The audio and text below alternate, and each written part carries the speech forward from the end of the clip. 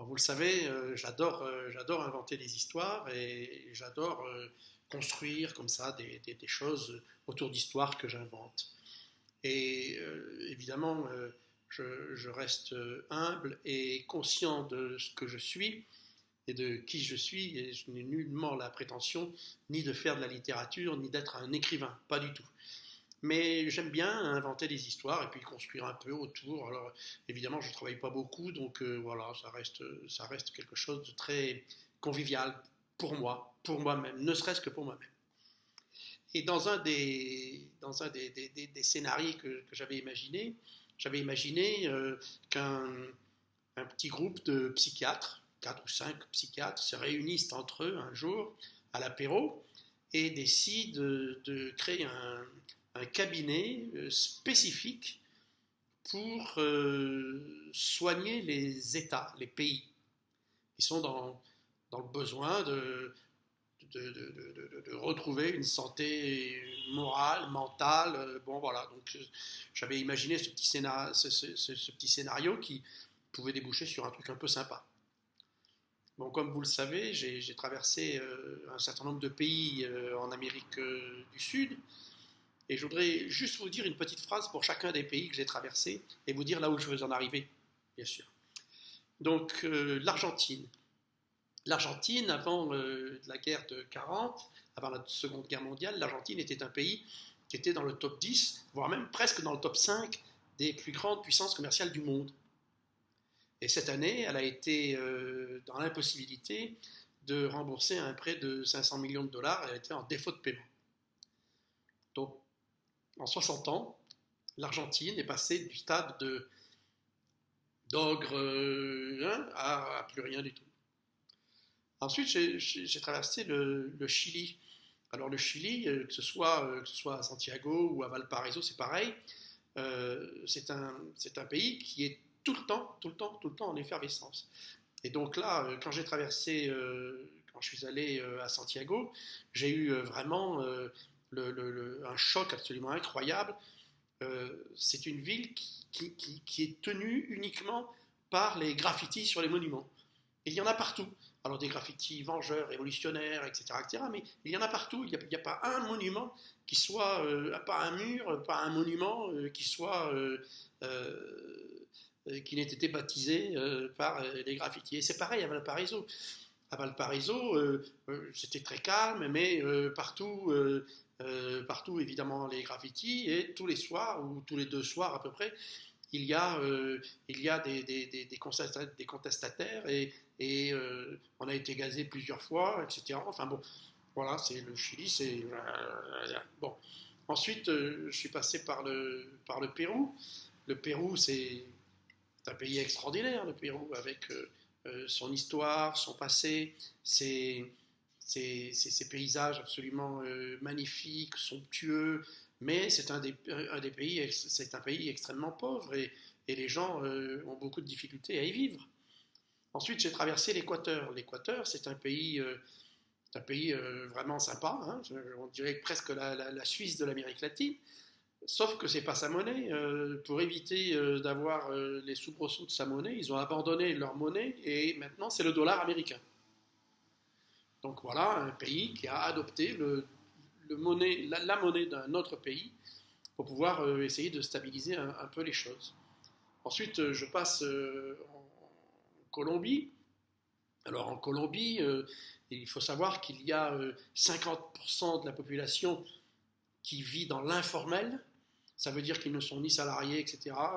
Et ils sont cireurs de chaussures, nettoyeurs de carreaux, etc. Et tout ça, bien entendu, dans l'informel, c'est-à-dire qu'il y a à peu près, allez, à peu près 60%, voire même 70% de gens qui travaillent dans l'informel. Voilà, dans l'informel. Il n'y a pas d'assurance, il n'y a pas de salaire, etc. Et c'est un pays extrêmement bizarre dans la mesure où effectivement vous avez un salaire qui tourne, salaire minimum qui tourne aux alentours de 200, allez, on va dire 250, 260 euros par mois, et le moindre logement coûte 500. Et donc, je veux dire le moindre logement un peu, ouais, avec de l'eau, tout ça, quoi. Et donc, c'est extrêmement bizarre. Et, et en plus, évidemment, il y a tout ce qui est corruption, tout ce qui est mafia de la drogue, etc., etc., mais qui n'est pas propre à la Colombie, hein. Je veux simplement rappeler que le Pérou est un pays extrêmement fournisseur de cocaïne également. Mais bon, peu importe. Donc voilà, traverser des pays comme ça, avec chacun d'entre eux quelque chose de bien spécifique au niveau de son vécu, de son existence. Et donc, reprenant cette idée de psychiatre pour pays, je me dis, mais et le mien de pays, et ma petite France à moi, euh, qu'est-ce que je pourrais en dire? Et donc, je, je, je, je, comment dirais-je, la France n'a pas confiance en elle. Elle n'a pas confiance en ses valeurs, elle n'a pas confiance en elle, et donc elle a peur. Alors moi j'appelle ça la froussolytique, c'est-à-dire que on essaye de mettre un petit couvercle sur les banlieues pour que, voilà, ça s'appelle la froussolytique. Après vous avez la pétochcratie. Alors la pétochcratie, c'est au niveau des partis politiques, au niveau de la politique, hein, etc., etc. Il faut pas faire de vagues, quoi, parce que sinon les gens vont immédiatement penser qu'on n'a plus besoin de nous et donc on ne sera plus aux manettes du pays. Donc voilà. Et puis vous avez la répeur publique. Alors la répeur publique, c'est tout ce qui est extrême, extrême gauche, extrême droite. Je mets tout dans le même sac et où les gens vous disent il n'y a pas d'avenir, tout est mort, il faut, voilà, il faut, voilà.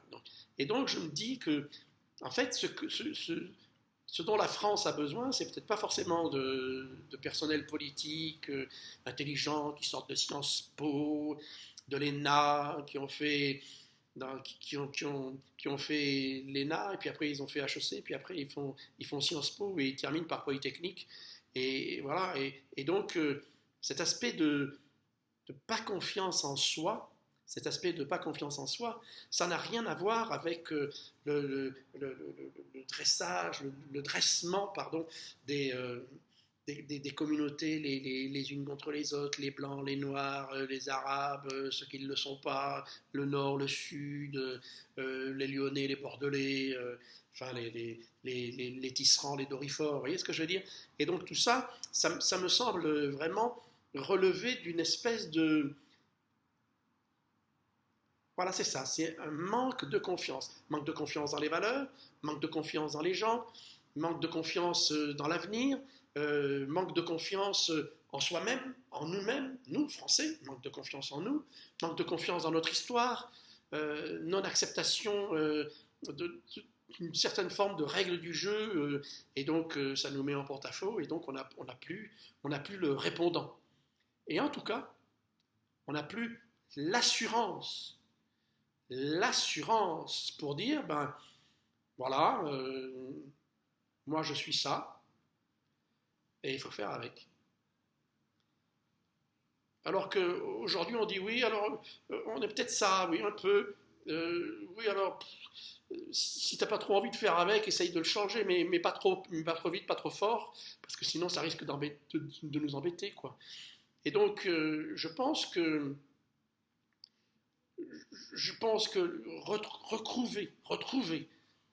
recouvrir la, la confiance en soi, c'est le passage obligé.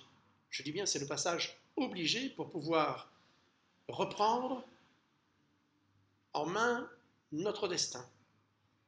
Et ça peut pas se faire par un homme politique qui arrive et qui dit j'ai tout compris, nous sommes ça, nous allons là, tu fermes ta gueule et tu suis, comme ça tu n'auras plus peur. Autant je pense qu'on a raison d'avoir des fois peur, autant je pense qu'on peut avoir de temps en temps des craintes, autant je pense que il est de notre responsabilité, tant à la fois collective et individuelle, de trouver ce sentiment qui fera de nous individuellement et de nous tous, des gens plus sûrs. Et donc, ça me permettra certainement d'avoir moins peur.